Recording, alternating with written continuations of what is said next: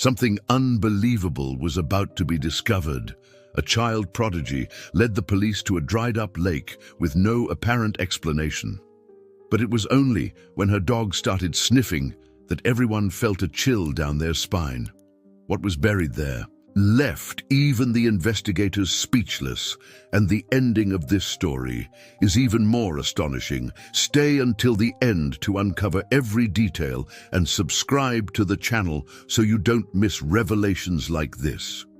The intense summer heat had transformed Pinewood Lake into nothing more than a massive cracked bed of hardened mud. The small town of Lakeville, Idaho, usually bustling with fishing enthusiasts and families enjoying boat rides, now faced a desolate landscape that mirrored the community's dwindling spirits.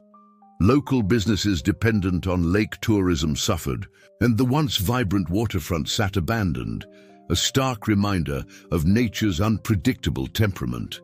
12-year-old Emma Taylor observed the dried-up lake from her bedroom window, her bright blue eyes narrowing as she studied the cracked earth below. Unlike other children her age who spent summer vacations playing video games or hanging out at the mall, Emma possessed an extraordinary intelligence and logical reasoning that often left adults bewildered. Her room walls were covered with newspaper clippings, mystery novel posters, and complex mathematical equations that she solved for fun. "Something's not right, Max," she whispered to her German shepherd, who sat attentively beside her. Max's ears perked up, his intelligent eyes focused on the dried lake bed where Emma pointed. The dog had been her loyal companion since her parents had adopted him 3 years ago, and the bond between them transcended ordinary pet-owner relationships. Max seemed to understand Emma on a level that even her parents couldn't comprehend.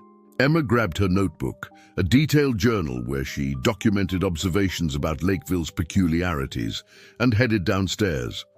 Her father, Sheriff Jack Taylor, sat at the kitchen table reviewing documents while her mother, Dr. Sarah Taylor, the town's most respected veterinarian, prepared breakfast.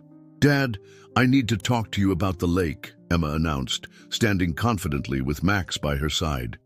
Sheriff Taylor looked up from his papers, his weathered face showing both affection and slight exasperation. "Honey, we've been through this. The lake dried up because of the drought. Nothing mysterious about that." "No, Dad, there's something else. The patterns in the soil don't match natural drainage. Some areas look like they've been disturbed recently." Emma opened her notebook, revealing detailed sketches of the lakebed with marked anomalies. Sarah placed a plate of pancakes on the table. "Jack, you know Emma's intuition has been right before. Remember the Henderson case?" Sheriff Taylor sighed, recalling how his daughter had helped locate old Mr. Henderson when he wandered off during an Alzheimer's episode by analyzing behavioral patterns nobody else had considered. "Fine," he conceded. "I'll take a quick look today. But Emma, don't get your hopes up about finding anything significant." Later that morning, Emma and Max accompanied Sheriff Taylor to the dried lake. Deputy Mike Collins joined them, clearly skeptical but respectful of the sheriff's decision. "So, where exactly should we be looking, Einstein?" Deputy Collins asked, using his nickname for Emma. Emma ignored the patronizing tone and led them to a specific area near what used to be the center of the lake. "Here, the soil composition is different. And look at these indentations. They're not consistent with natural erosion patterns." Max suddenly grew alert, his nose working overtime as he began circling an area about 10 feet from where they stood. The dog's behavior shifted dramatically, his tail stiffening and his movements becoming more deliberate and focused. "What's gotten into that dog?" Deputy Collins asked, watching as Max began pawing at a particular spot. Sheriff Taylor's professional curiosity awakened. "Let's check it out." Using shovels from their patrol vehicle, the officers began carefully digging where Max indicated. Emma observed keenly, taking notes and occasionally whispering encouragement to her dog. After several minutes of digging, Deputy Collins's shovel hit something solid. "Hold up," he said, his skepticism momentarily suspended. Carefully removing more dirt, they uncovered a wristwatch, still ticking despite being covered in dust and soil. Emma moved closer, her analytical mind already processing the implications. "That shouldn't be here," she said, her voice barely above a whisper. This area was under 10 feet of water until the drought. Sheriff Taylor examined the watch without touching it. "That's a vintage Rolex, expensive, and it looks like it's only been here for maybe a few months, not years." As they continued the careful excavation, they discovered a plastic bag containing documents. Sheriff Taylor pulled on latex gloves before handling the evidence, his expression growing increasingly serious as he examined the contents. These belong to Thomas Anderson," he said, his voice thick with disbelief. "The missing hiker from 3 years ago, the case you said was likely a wildlife encounter?" Emma asked, her memory flawless regarding local events. Sheriff Taylor nodded slowly. "The investigation was inconclusive. We searched for weeks, but never found anything definitive." Deputy Collins, now fully engaged, used his radio to call for additional officers and the forensic team from the county headquarters. Within an hour, the dried lake bed had transformed into an active investigation site with yellow police tape, cordoning off the area and law enforcement officials methodically mapping and excavating the ground. Emma sat on a nearby rock, watching the proceedings while stroking Max's fur. "You did good, boy," she whispered. The German shepherd seemed to understand the gravity of their discovery, remaining unusually calm and observant. Elizabeth Marshall, the town's most prominent journalist and editor of the Lakeville Chronicle, arrived at the scene, her vintage camera already capturing images of the investigation. "Sheriff Taylor, what's happening here?" she called out, walking briskly toward the police line. Sheriff Taylor approached her with a measured expression. "Liz, this is an active investigation site. I can't comment right now." Elizabeth's sharp eyes darted from the officers working to Emma sitting with Max. "But your daughter and her dog are involved somehow, aren't they? The community has a right to know what's happening at our lake, Jack." Before the sheriff could respond, Emma approached them, her analytical mind already forming connections. "Ms. Marshall, did the Chronicle archive ever cover any unusual activities around the lake in the past?" Elizabeth's professional demeanor softened slightly when addressing the young girl. "Well, aren't you the little detective? Actually, there were some strange reports years ago, but nothing substantial enough for a major story." Sheriff Taylor's radio crackled with urgent communication. "Sheriff, we've found more items. You need to see this immediately." As the sheriff hurried back to the excavation site, Emma noticed an elderly man watching the proceedings from a distance. Harold Jenkins, the town's oldest resident at 87, stood leaning on his cane, his weathered face contorted with what appeared to be recognition rather than surprise. Emma nudged Max and slowly approached the old man. "Mr. Jenkins, have you seen something like this before?" The old man's rheumy eyes focused on Emma. "Smart girl, always were, just like your grandmother." He looked back at the lake bed. "Some secrets stay buried for good reasons, child, but maybe it's time the truth came to light." Before Emma could probe further, her father called for her. As she turned to leave, Harold grasped her arm with surprising strength. "Be careful what you uncover, Emma Taylor.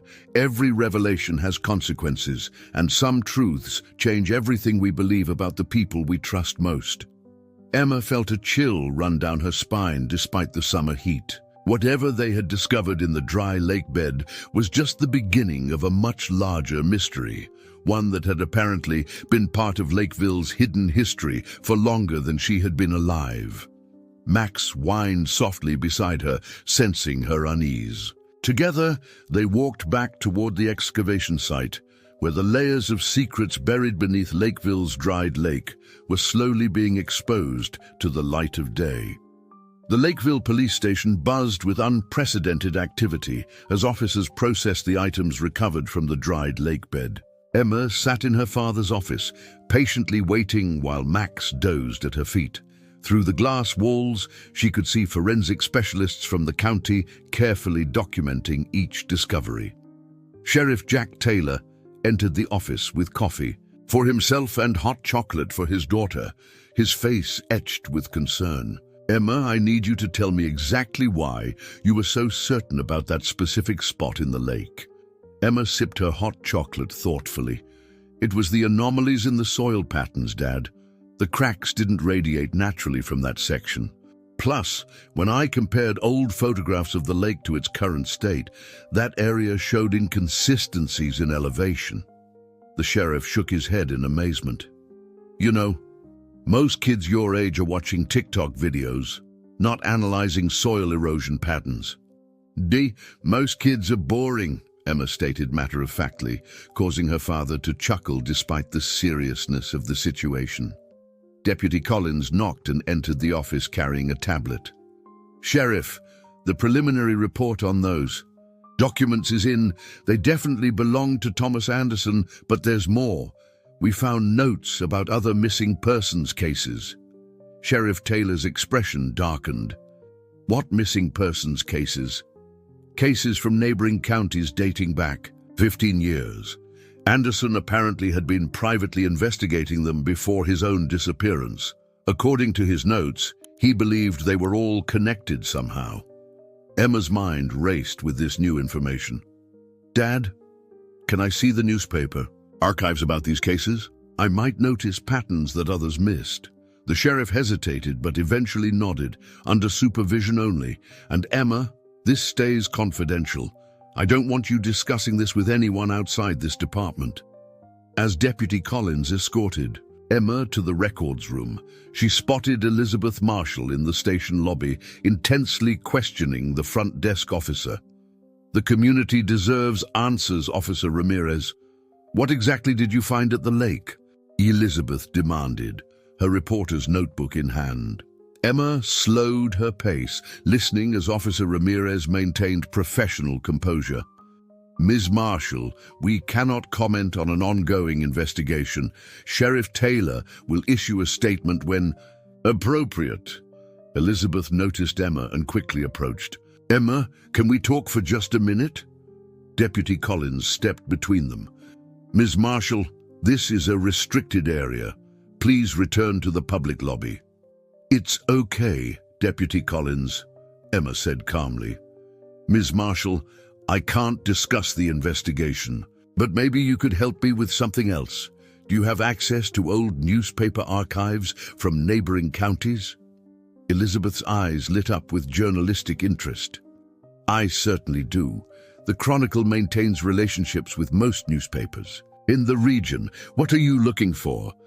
"Just researching local history for a school project," Emma replied innocently, ignoring Deputy Collins's disapproving glance. "Well, stop by the Chronicle office tomorrow. I'd be happy to help Lakeville's brightest young mind," Elizabeth said, with a smile that didn't quite reach her eyes. After Elizabeth left, Deputy Collins scolded Emma. "That was risky. Your father won't be happy if you share confidential information with the press." "I'm not sharing anything," Emma countered. "I'm gathering information. There's a difference."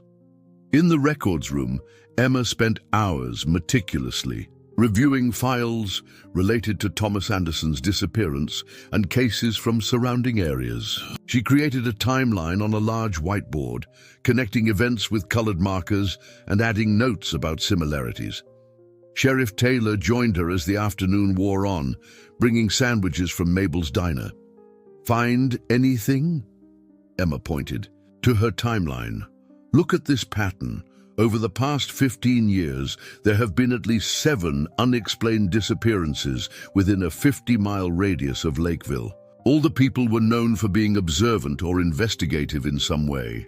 A retired detective, an environmental scientist, a documentary filmmaker, and Thomas Anderson, who was actually a private investigator, not just a hiker."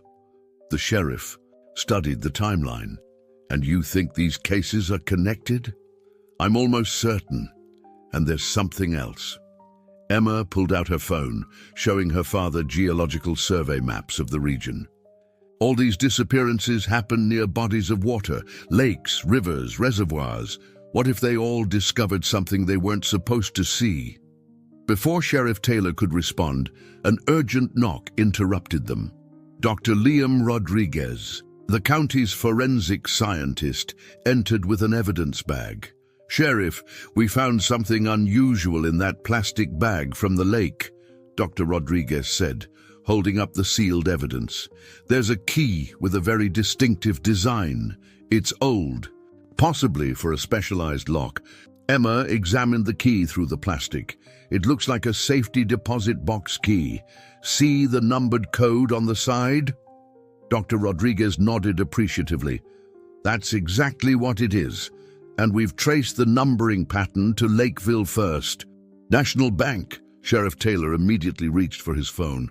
"I'll call Marcus Wheeler at the bank and see if we can identify which box this belongs to." While her father made the call, Emma noticed Max becoming increasingly restless. "Dad, I need to take Max outside for a bit."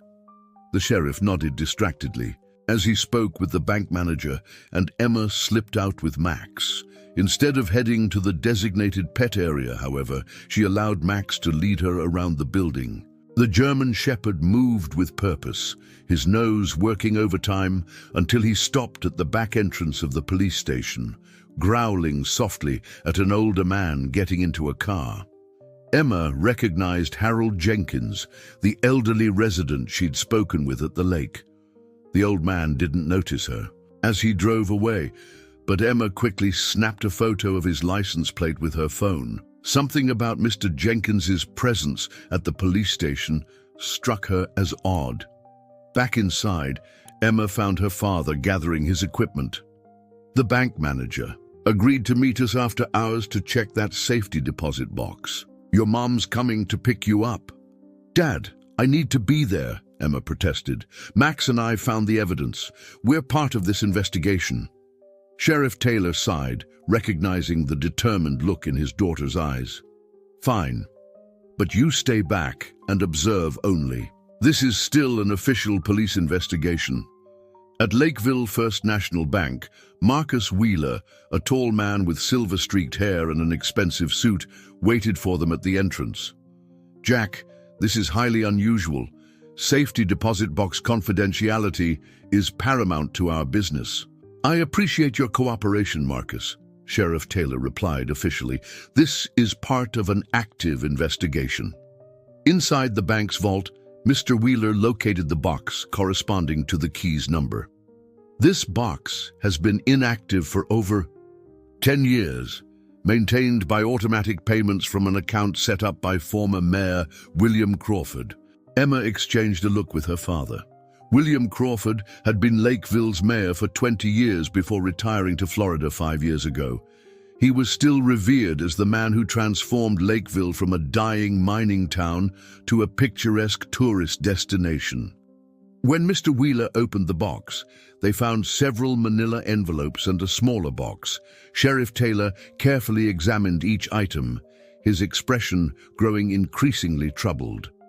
"These are property deeds for land surrounding all the major water sources in the county," he said quietly, "and documentation about chemical testing in the watershed from years ago." Emma peered at the documents. "Dad, look at the signatures. Mayor Crawford signed off on testing some kind of chemical compound in the water supply 15 years ago." Sheriff Taylor's phone rang, interrupting the moment. "Taylor here." His face paled as he listened. "We'll be right there." After ending the call, he turned to Emma. They found something else at the lake. A hidden entrance to some kind of underground structure. As they hurried to leave, Emma noticed Mr. Wheeler making a phone call, his voice hushed and urgent. She couldn't hear his words, but his expression suggested that their discoveries at the bank had triggered something significant. Outside, as they climbed into the sheriff's vehicle, Emma spotted a familiar car parked across the street. "Dad, that's Harold Jenkins's car, the same one I saw at the station earlier." Sheriff Taylor frowned. Harold Jenkins? The old-timer who used to work for the water department? What would he be doing here? Emma watched as the elderly man remained in his vehicle, observing them. "I think Mr. Jenkins knows something about what's happening, Dad.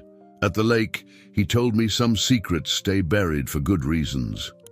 The sheriff started the engine, his expression grim. "Well, it seems those secrets aren't staying buried anymore."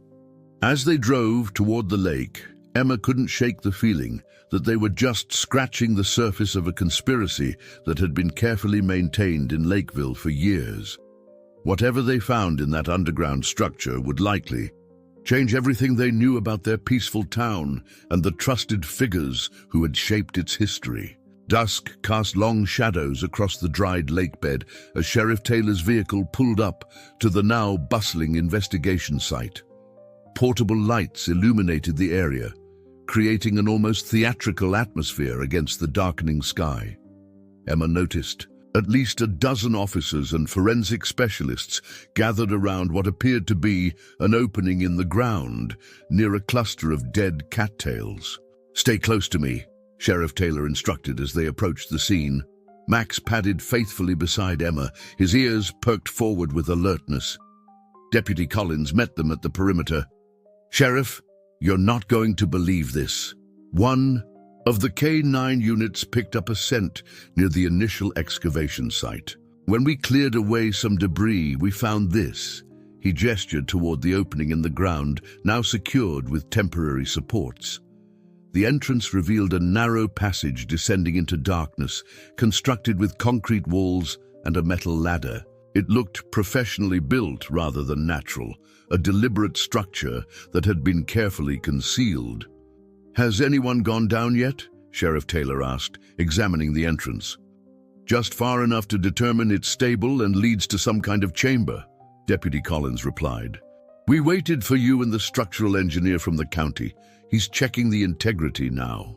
Dr. Rodriguez approached them, his expression animated with professional excitement. "Sheriff, preliminary assessment suggests this structure is at least 15 years old.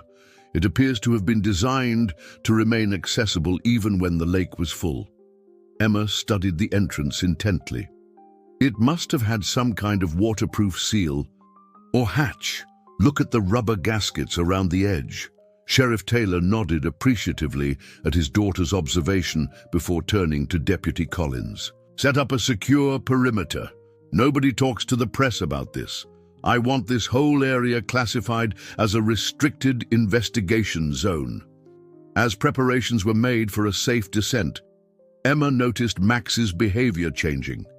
The German shepherd stared intently at the entrance, not barking or growling, but showing clear recognition. "Dad," she whispered, "I think Max has been here before." Sheriff Taylor frowned. "That's impossible, Emma. We've only had Max for 3 years, and the lake's only been dry for 4 months.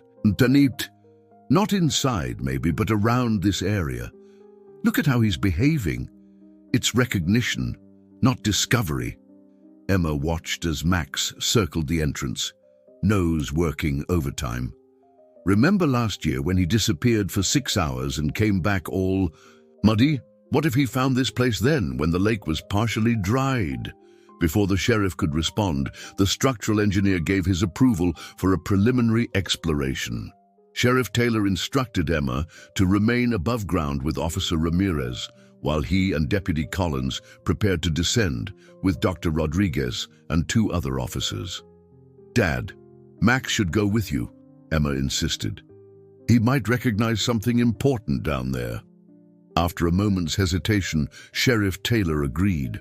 "Fine, but you stay up here. Understood?" Emma nodded reluctantly, watching as her father, Max, and the exploration team disappeared into the underground passage. Minutes stretched into nearly an hour as she waited anxiously above ground, bombarding Officer Ramirez with questions he couldn't answer. Finally, the radio crackled. "This is Taylor. You're not going to believe what we've found down here. Send down the evidence team and notify County Commissioner Blackwood immediately." The next few hours passed in a blur of activity as the underground facility, for that's what it proved to be, was systematically documented and searched. Emma remained at the surface, piecing together fragments of information from overheard conversations and official communications. The facility contained filing cabinets filled with documents, scientific equipment, and personal belongings from several individuals, including items from people who had been reported missing over the years. Most disturbing of all, according to whispered exchanges between officers, was a detailed map of the county's water system with specific locations, marked for treatment introduction. Shortly before midnight, Sheriff Taylor emerged from the underground facility looking exhausted and troubled. He approached Emma, who had refused all suggestions to return home. "Dad, what did you find?" she asked quietly. The sheriff ran a hand over his face, evidence of a long-term environmental monitoring operation, but with concerning elements. The facility appears to have been used by a small group of people, including, based on personal effects we found, former Mayor Crawford and several government officials. "Was it illegal?" Emma pressed. "That's complicated," her father replied. "The operation seems to have begun as a legitimate water quality monitoring project 15 years ago, during a period when the mining company was accused of contaminating the watershed. But it evolved into something different." Max emerged from the passage behind Sheriff Taylor, trotting directly to Emma. The dog seemed unusually subdued, pressing against her leg as if seeking comfort. "Max found something specific down there," the sheriff continued. "A storage locker containing what appears to be research journals. And Emma..." He hesitated. "One of them had a photo of a German shepherd that looks exactly like Max, but from 12 years ago." Emma's eyes widened. "That's impossible. Max is only 5 years old." "I know. Dr. Rodriguez thinks it might be Max's parent or grandparent. The journal belonged to Dr. Eleanor Winters, an environmental scientist who disappeared 10 years ago. According to her notes, she was breeding and training dogs with enhanced scenting abilities to detect specific chemical compounds in water." Emma processed this information, her analytical mind making connections rapidly. So Max's unusual abilities aren't just good training, he was literally bred for this, and that's why he led us to this spot.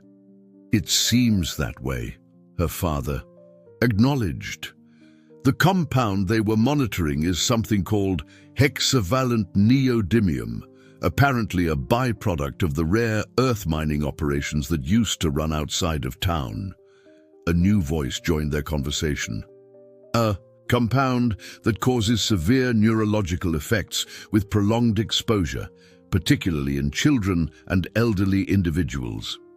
Emma and Sheriff Taylor turned to see County Commissioner Diana Blackwood approaching, her normally impeccable appearance somewhat disheveled from being called away from a charity fundraiser. In her early 50s, Commissioner Blackwood had served the county for nearly 20 years and was known for her environmental advocacy. "Commissioner," Sheriff Taylor greeted her formally, "thank you for coming so quickly. When I heard what you found, I cancelled the rest of my evening immediately," she replied, her gaze shifting between the sheriff and Emma. "I knew William Crawford was monitoring the old mining runoff, but I had no idea he'd established a facility of this magnitude." Emma studied the commissioner carefully. "You don't seem surprised about the compound, though." Commissioner Blackwood gave Emma an appraising look. "You're as perceptive as your reputation suggests, young lady. No, I'm not surprised about the compound itself. The county has been monitoring trace amounts of hexavalent neodymium for years. It's part of our public water quality reports if you know where to look. What surprises me is the apparent secrecy around this facility." Sheriff Taylor looked skeptical. If this was all above board, why the hidden entrance? Why the safety deposit box with records locked away at the bank? "That," Commissioner Blackwood said grimly, "is what troubles me as well, and it's why I've already called the EPA and the State Environmental Protection Division. Whatever was happening here needs complete transparency now." As they spoke, a commotion at the perimeter drew their attention. Harold Jenkins was arguing with the officers maintaining the security line, his weathered face flushed with agitation. "Let me through. I know what they were doing down there. The people need to know the truth," the elderly man shouted. "Sheriff." Taylor signaled for the officers to allow Mr. Jenkins through. The old man approached them, leaning heavily on his cane, his rheumy eyes filled with a mixture of vindication and distress. "So you finally found it," he said, looking directly at Emma rather than the adults. "Crawford's little laboratory. I tried to tell people years ago, but who listens to the old water system supervisor with paranoid tendencies?" "Mr. Jenkins," Sheriff Taylor addressed him formally, "what exactly do you know about this facility?" The old man straightened as much as his aged spine would allow. "I know it was built secretly during the lake's renovation project 15 years ago. I know Mayor Crawford and his team of scientists were using it to monitor something in our water, and I know people who asked too many questions about it tended to leave town suddenly." Emma felt a chill despite the warm night air. "The missing people, they discovered this place?" Harold Jenkins nodded slowly. "Some found the facility, others found the documents. A few, like that reporter Anderson, just connected too many dots. But they all became inconvenient." "Are you suggesting former Mayor Crawford was involved in making these people disappear?" Commissioner Blackwood asked, her voice sharp with disbelief. "I'm not suggesting anything," Jenkins replied. "I'm telling you what I observed over 15 years as this town's water system supervisor. Draw your own conclusions, Commissioner. But ask yourself this. Why did William Crawford retire to Florida so suddenly 5 years ago, right after that environmental scientist went missing?" Sheriff Taylor's radio crackled again. "Sheriff, we found something else. There's a hidden compartment in the main chamber floor. You need to see this immediately." As the sheriff prepared to return to the underground facility, Emma noticed Max's behavior changing again. The dog was staring intently at Commissioner Blackwood, a low growl building in his throat. "Max, what's wrong?" Emma whispered, placing a calming hand on his head. "Smart dog," Harold Jenkins murmured. "Always could smell a rat." Commissioner Blackwood's expression shifted almost imperceptibly, a momentary flash of calculation crossing her features before her professional mask returned.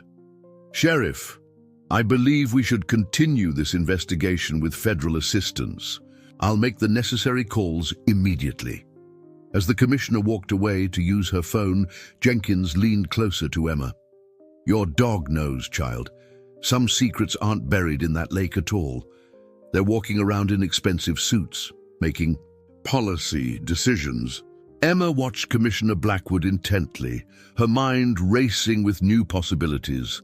The mystery wasn't just about what had been hidden beneath the lake. It was about who had been hiding it and why they had gone to such extraordinary lengths to keep it concealed. Dawn broke over Lakeville with an unusual level of activity for the small town. News had spread about the discovery at the lake, despite official attempts to control information. A small crowd of curious residents gathered at the perimeter, held back by officers who maintained a discreet silence about what lay beyond the police tape. In Sheriff Taylor's office, Emma sat beside her father as they reviewed the evidence recovered overnight.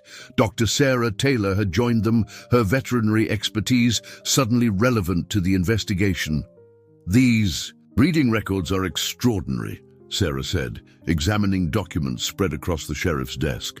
Dr. Winters was selectively breeding dogs for enhanced olfactory detection of specific chemical compounds. Max's lineage goes back 4 generations in her program. Max lay at Emma's feet, seemingly unaware of his central role in the unfolding mystery. "So that's why he led us to the exact spot," Emma concluded, stroking Max's fur. "He wasn't just finding something buried, he was detecting traces of hexavalent neodymium." Sheriff Taylor nodded. And according to the hidden records we found in that floor compartment, the monitoring operation changed about 12 years ago. It stopped being about detection and documentation and became about containment and cover-up. What do you mean? Sarah asked. The sheriff pushed forward a faded report bearing the seal of Ravenhurst Mining Corporation. This environmental impact assessment from 13 years ago showed dangerous levels of hexavalent neodymium leaching into the groundwater from the abandoned mine shafts. But the public version of this report, he pulled out another document, shows levels within acceptable limits. Emma connected the dots instantly. Someone falsified the public reports. Exactly, her father confirmed. And based on the signatures, Mayor Crawford was involved, along with executives from Ravenhurst and... He hesitated, glancing at his wife, Commissioner Blackwood, who was the county environmental liaison at the time. Sarah's expression reflected her shock. Diana Blackwood. But she's always been such an advocate for environmental protection. Perhaps that's the perfect cover, Emma suggested. Who would suspect the environmental champion of being involved in covering up contamination? The office door opened as Deputy Collins entered with Elizabeth Marshall. The reporter's presence in the restricted area raised Sheriff Taylor's eyebrows. She has information related to the case, Deputy Collins explained quickly, and documentation to back it up. Elizabeth placed a thick folder on the desk. I've been investigating Ravenhurst mining for years. After you and Emma came by asking about historical records, I pulled my research files. There's something you need to see. The folder contained newspaper clippings, corporate financial records, and property transfers dating back 20 years. Elizabeth pointed to a particular document. When Ravenhurst closed their operation here, they didn't just abandon the mines. They created a shell company called Lakefront Restoration Partners that purchased all the land around the watershed, including what would become Pinewood Lake. Sheriff Taylor examined the corporate registration, and the principal investors were William Crawford, James Ravenhurst, and Diana Blackwood. Exactly, Elizabeth confirmed. They turned a massive environmental liability into a tourism asset by creating the lake, which effectively sealed the most contaminated area underwater. The real estate developments around the lake made them millions. Emma frowned. But why the secret monitoring facility? Why not just cover it up completely? Dr. Rodriguez entered with an answer to that question, carrying lab results. Because hexavalent neodymium doesn't just disappear. These compounds from the underground facility show they were testing neutralization methods. They needed to continuously treat the water to keep the contamination levels hidden. The implications sank in around the room. The lake hadn't just been a cover-up.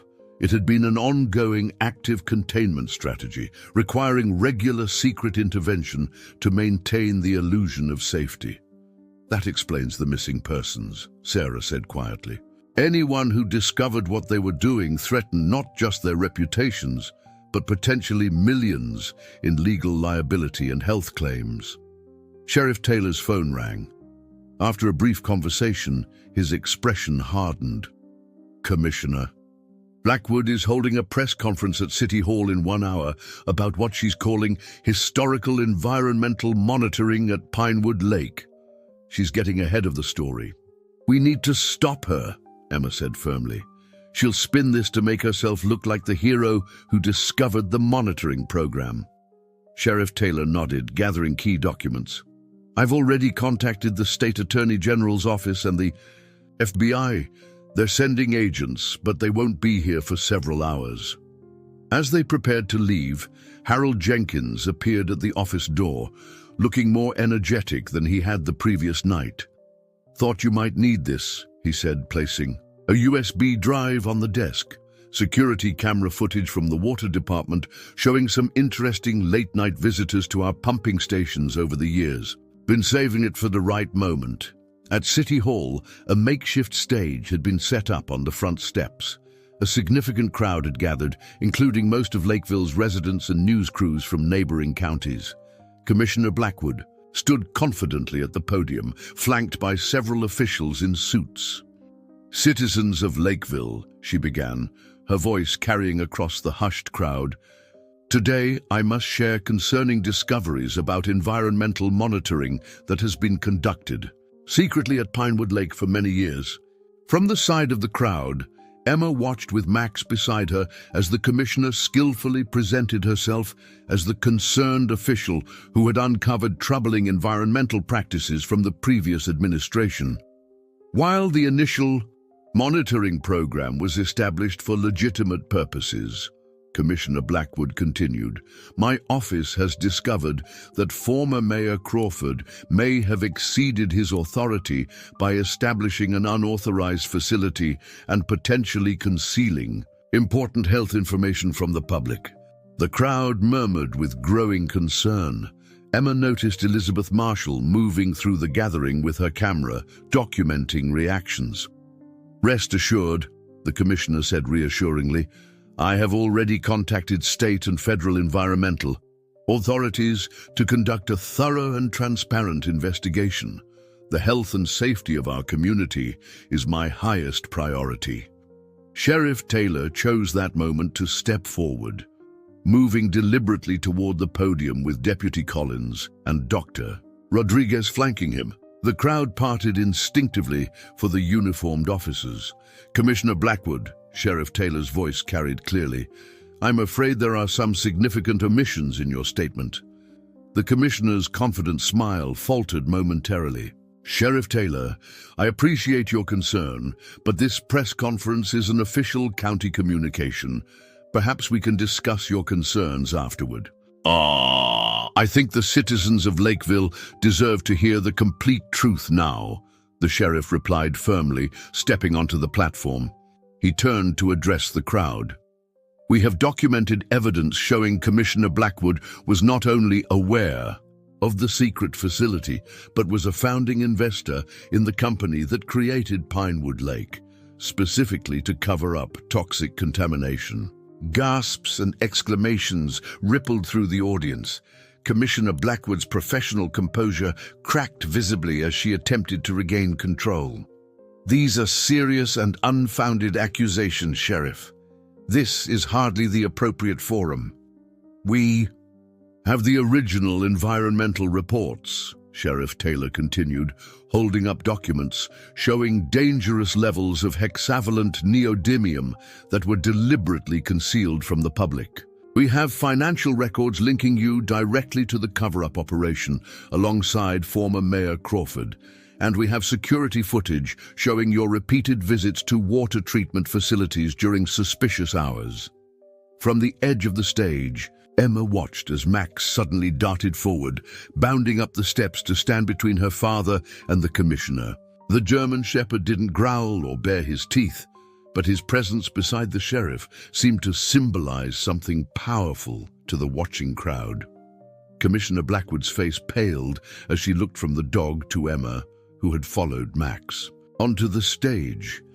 "That dog," the commissioner whispered, momentarily forgetting the microphone was still on. "It's one of Eleanor's specials, isn't it?" Emma stepped forward. "Max was bred by Dr. Eleanor Winters to detect hexavalent neodymium. The same Dr. Winters who disappeared 10 years ago after getting too close to your secret operation." The crowd's murmuring grew louder as Elizabeth Marshall pushed to the front, recording everything. Harold Jenkins made his way slowly up the steps, leaning heavily on his cane. "I tried to warn Eleanor," the old man said, his voice carrying despite its age-worn quality. "Told her she was digging too deep. She didn't listen, kept breeding those dogs to detect what you folks were hiding in our water. Then one day, she was just gone." In the face of mounting evidence and public scrutiny, Commissioner Blackwood attempted one last deflection. "This is all circumstantial.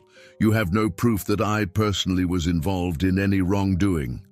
Sheriff Taylor gestured to Dr. Rodriguez, who held up a tablet displaying laboratory results. "The Chemical signature in the treatment compounds found at the facility matches experimental formulations patented under your name, Commissioner. Formulations designed specifically to neutralize hexavalent neodymium. The revelation struck like lightning through the crowd. Commissioner Blackwood's expression hardened as she realized the extent of the evidence against her. "You don't understand," she said, dropping all pretense. "The contamination was real, but if we'd made it public, this town would have become another abandoned mining community. We did what was necessary to save Lakeville." "By risking the health of every resident," Sarah Taylor called out from the crowd, "by making people who discovered your secret disappear?" "Nobody was harmed," Commissioner Blackwood insisted. "Those people were relocated, compensated. They agreed to silence for the greater good." Emma locked eyes with the commissioner. "What about Thomas Anderson? Did he agree too?" Before Commissioner Blackwood could respond, two suits pushed through the crowd, displaying federal credentials. "Commissioner Diana Blackwood, we're agents from the Environmental Protection Agency's Criminal Investigation Division. We need you to come with us for questioning regarding violations of the Clean Water Act and environmental protection statutes." As the federal agents led Commissioner Blackwood away, the citizens of Lakeville erupted in questions and concerns. Sheriff Taylor raised his hands, calling for calm.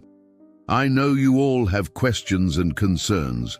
We will be setting up a public health screening program immediately in coordination with state health officials. While the hexavalent neodymium levels in our current water supply appear to be below dangerous thresholds, thanks to the containment efforts, everyone will be tested as a precaution." In the days that followed, the full story emerged piece by piece. Former Mayor Crawford was located in Florida and brought back to face charges.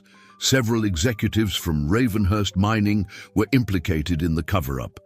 The people who had disappeared over the years were found alive in various locations across the country, having been pressured or paid to relocate and remain silent about what they had discovered. 2 weeks after the initial discovery at the dried lake bed, Emma sat on her front porch with Max, watching as environmental crews worked on a comprehensive cleanup operation at Pinewood Lake. State officials had announced plans to properly remediate the mining contamination using advanced techniques that hadn't existed when the original cover-up began. Elizabeth Marshall's extensive reporting had earned national attention, with major networks picking up the story of the small-town conspiracy and the remarkable 12-year-old girl and her specially bred dog who had uncovered it all. Sarah joined Emma on the porch, handing her daughter a glass of lemonade. "The governor's office called. They want to present you and Max with a special commendation for environmental service to the state." Emma scratched behind Max's ears. "We didn't do it for recognition. We just followed the evidence." "That's what makes it even more special," her mother replied with a proud smile. "Your father says the EPA is using Dr. Winter's research on scent detection dogs to create a new environmental monitoring program." Sheriff Taylor joined them, looking more relaxed than he had in weeks. "Speaking of Dr. Winters, guess who I just got off the phone with?" Emma's eyes widened. They found her, living under an assumed name in Oregon. She's coming back to testify and wants to meet the girl who completed the work she started and the dog from her most successful breeding line. As sunset painted the sky in brilliant oranges and pinks, the Taylor family sat together on their porch, watching as workers installed new monitoring equipment around what would eventually become a restored and genuinely safe Pinewood Lake. The truth had finally come to light, not through dramatic confrontations or violence, but through the persistent curiosity of a 12-year-old girl who noticed patterns others missed, and the remarkable abilities of a dog bred for a special purpose. Harold Jenkins stopped by, moving with more energy than he had shown in years. "Thought you might want to see this," he said, handing Emma an old photograph. "First day they filled the lake, 15 years ago. Took this myself." Emma studied.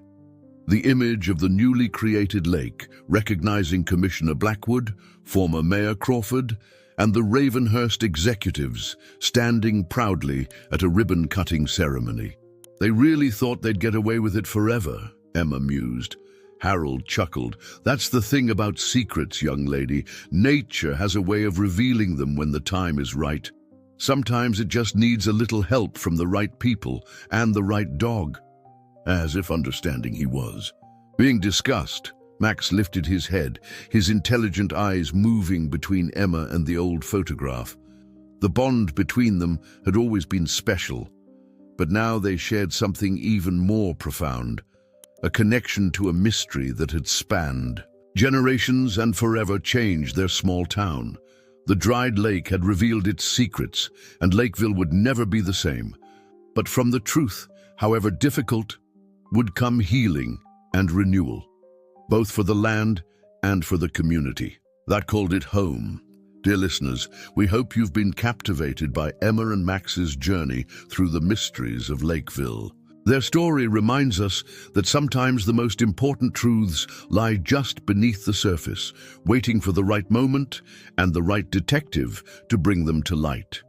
For more emotionally engaging stories that explore the complexities of small-town America and the extraordinary bonds between humans and animals, we've created a special playlist you can find by clicking to your left. If you enjoyed this tale of courage, intelligence, and the pursuit of truth, please subscribe to our channel and give this video a thumbs up.